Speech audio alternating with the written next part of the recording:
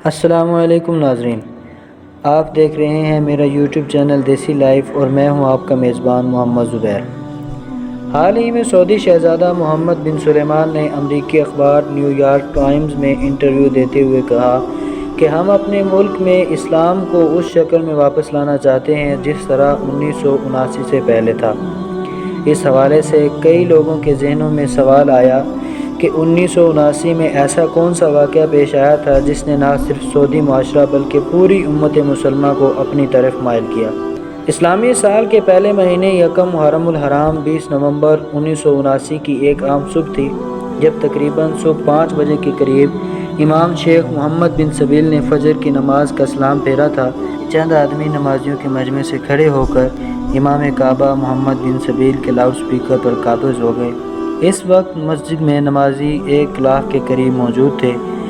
ان دہشت گردوں نے مسجد کے دروازوں پر اپنے شارپ شوٹرز کھڑے کر دیے اور مسجد حرام اور کعبۃ اللہ پر قابض ہو گئے۔ اس شدت پسند گروپ کے لیڈر کا نام جہیمان العتیبی تھا، جو کہ اپنے 150 کے قریب ساتھیوں کے ساتھ مل کر بیت اللہ اور مسجد حرام پر قبضہ کرنے آیا تھا۔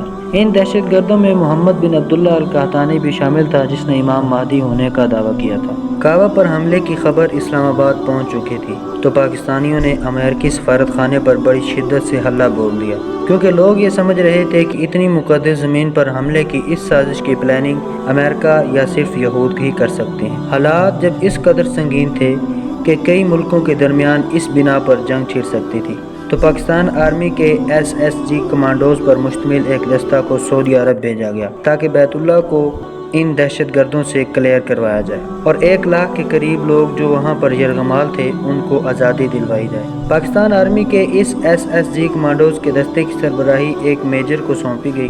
جب یہ دستہ بیت اللہ پہنچا تو اس محاصرے کو 1 ہفتہ ہو چکا تھا اور 1 لاکھ سے زائد زائرین کو یرغمال بنایا جا چکا تھا۔ خواتین و حضرات، پاکستانی کمانڈوز کی یہ ایک خاص خوبی ہے کہ اپنے دشمن پر یکدم اور بہت تیزی سے حملہ کرتے ہیں اور دشمن کے سنبھلنے سے پہلے اس کی گردن دبوچ لیتے ہیں اور اسے ہتھیار ڈالنے پر فوراً مجبور کر دیتے ہیں۔ مگر معاملہ اس کے برعکس تھا کہ یہ کوئی عام جگہ نہیں تھی۔ حرم پاک جیسی مقدس اور بابرکت جگہ تھی جہاں ایک کیڑی تک کو مارنے کا حکم بھی نہیں ہے، اور 1 لاکھ کے قریب لوگ محصور بھی تھے۔ ان کی جان بچانا بھی لازمی عمل تھا۔ دہشت گردوں کے ساتھ فائرنگ شروع ہو جاتی تو بہت سی جانیں تو ضائع ہوتی، اس کے ساتھ ساتھ بیت اللہ کو بھی کافی حد تک نقصان ہونے کا خدشہ تھا۔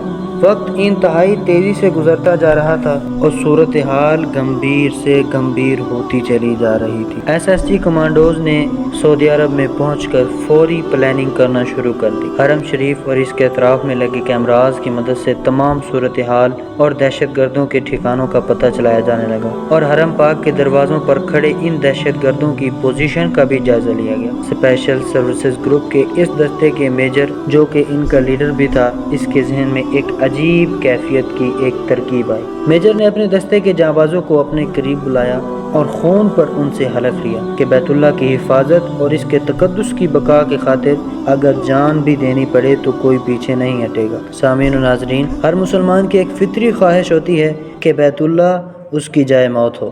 جب اسے موت آئے تو وہ بیت اللہ میں مقیم ہو۔ تو بیت اللہ کے دفاع میں اپنی جانوں کے نذرانے پیش کرنے سے بڑھ کر ان جانبازوں کے لیے اور کیا بڑی بات ہو سکتی۔ تمام کمانڈوز نے حلف دیا اور کہا کہ ہم اپنی جان کی بازی لگا کر اس بیت مقدس کا دفاع کریں گے۔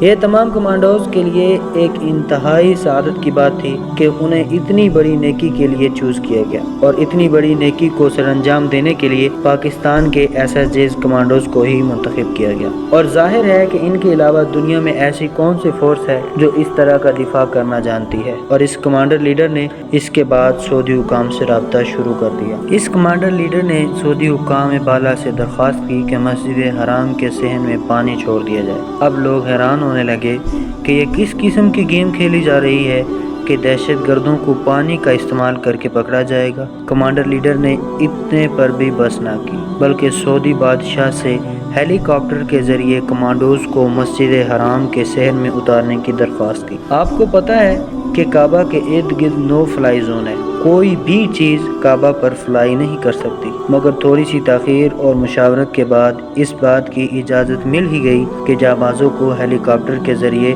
صحن مسجد میں اتارا جائے۔ شاہ خالد بھی اس پر راضی ہو گئے۔ دیسی کے سننے اور دیکھنے والوں، اس کے بعد اصل ایکشن شروع ہوا۔ اسپیشل سروسز گروپ کے مشہور زمانہ کمانڈوز کو ہیلی کاپٹر کے ذریعے مسجد کے صحن میں اتارا جانے لگا، اور دوسری طرف لیڈر میجر کے حکم پر اسی وقت مسجد کے صحن میں پانی چھوڑ دیا گیا، اور اس پانی میں کرنٹ بھی چھوڑ دیا گیا۔ اس کارروائی کی وجہ سے ان دہشت گردوں کے شارپ شوٹرز غیر فعال ہو گئے اور مفلوج ہو گئے، اور پاکستانی فوج کے اس عظیم دستے کے جانبازوں نے ہیلی کاپٹر سے اترتے ہوئے فضا میں ہی ان غلیظوں کو نشانہ بنانا شروع کر دیا، اور پانی میں اترنے سے پہلے ان کو ان کے ٹھکانوں پر ہی ختم کر دیا۔ اسپیشل سروسز گروپ کے ان عظیم اور جانثار سپاہیوں نے اپنے لیڈر کی قیادت میں ایک انتہائی گمبھیر صورتحال کو چند لمحوں میں سمیٹ کر رکھ دیا۔ سب کو فوری طور پر گرفتار کیا گیا اور تمام یرغمالیوں کو رہائی دلائی گئی، اور محمد بن عبداللہ القحطانی، جس نے امام مہدی ہونے کا دعویٰ کیا تھا، اس آپریشن میں فنار کر دیا گیا تھا۔ تو اس کمانڈر لیڈر کی ذہانت اور پاکستانی جانبازوں کی دلیری کی وجہ سے کم نقصان سے بیت اللہ کو آزاد کروا لیا گیا۔ دوستو، کیا آپ جانتے ہیں کہ وہ ذہین کمانڈر لیڈر کون تھا جس نے دہشت گردوں سے کعبۃ اللہ کو آزاد کروانے کے لیے جانبازوں سے حلف لیا اور ان کو خاص ہدایات دیں اور ایک خاص طریقہ کار ان کے سامنے رکھا؟ آپ کو جان کر بہت ہی خوشی ہوگی کہ اس لیڈر کا نام پرویز مشرف تھا، جو بعد میں پاکستان آرمی کا چیف بنا اور صدر پاکستان بھی بنا۔ اس طرح یہ خاص سعادت حاصل کرنے کے لیے اللہ پاک نے پاکستان کے جانبازوں کا انتخاب کیا اور پاکستان کو عزت بخشی۔ اس طرح ان جانبازوں نے کعبۃ اللہ کی حفاظت تو کی ہی، اس کے ساتھ ساتھ دنیا بھر میں اس اپنے سکلز کی داغ بھی بٹھا دی، اور ان حملہ آوروں کے لیڈر جہیمان الاتیبی سمیت 60 سے زائد دہشت گردوں کو حراست میں لے لیا گیا، اور بعد میں جنوری 1980 کو ان کو پھانسی دے کر فنار کر دیا گیا۔ اس طرح یہ خاص سعادت حاصل کرنے کے لیے اللہ تعالیٰ نے پاکستانی جانبازوں کا انتخاب کیا اور پاکستان کو عزت بخشی۔ اس طرح ان جانبازوں نے کعبۃ اللہ کی حفاظت تو کی ہی، اس کے ساتھ ساتھ دنیا بھر میں اپنے سکلز کی داغ بھی بٹھا دی۔ ان حملہ آوروں کے لیڈر جہیمان الاتیبی سمیت 60 سے زائد دہشت گردوں کو حراست میں لے لیا گیا، اور بعد میں جنوری 1980 کو ان کو پھانسی دے کر فنار کر دیا گیا۔ اس سارے 2 ہفتے کے محاصرے میں مسجد حرام کی عمارت کو تو تھوڑا سا نقصان ہوا، مگر خانہ کعبہ مکمل طور پر محفوظ رہا۔ میجر پرویز مشرف اور پاک آرمی کے اسپیشل سروسز گروپ کے کمانڈوز کی ذہانت اور دلیری کی وجہ سے پاک فوج کا مرتبہ اور مقام دنیا بھر میں بلند ہوا۔ اس کے ساتھ ساتھ دشمنان اسلام کو بھی واضح پیغام دیا گیا کہ اگر بیت اللہ کی طرف رخ کیا تو آپ کا سامنا صرف سعودی حکومت سے نہیں بلکہ پاکستانی SSGs کمانڈوز اور ایک پروفیشنل آرمی سے ہوگا، جس کا مقابلہ کرنے کے لیے پوری دنیا کی کسی بھی آرمی میں سکت نہیں ہے۔ اس واقعہ کی وجہ سے سعودی حکام عمر بھر جنرل پرویز مشرف اور جنرل ضیاء الحق کی عزت کرتے رہے۔ جب بھی یہ دونوں حضرات سعودی عرب کے دورے پر جاتے، ان کو خصوصی پروٹوکول اور احترام دیا جاتا۔ بہرحال یہ اللہ تعالیٰ کا کرم تھا جو پاکستانیوں کے حق میں اترا۔ ہم امید کرتے ہیں کہ آپ کو پاک آرمی کی یہ داستان بہت اچھی لگی ہوگی۔ اگر آپ کو یہ داستان اچھی لگی تو ہمارا حق بنتا ہے کہ ویڈیو کو لائک کریں اور فیس بک اور واٹس ایپ کے ذریعے زیادہ سے زیادہ شیئر کریں۔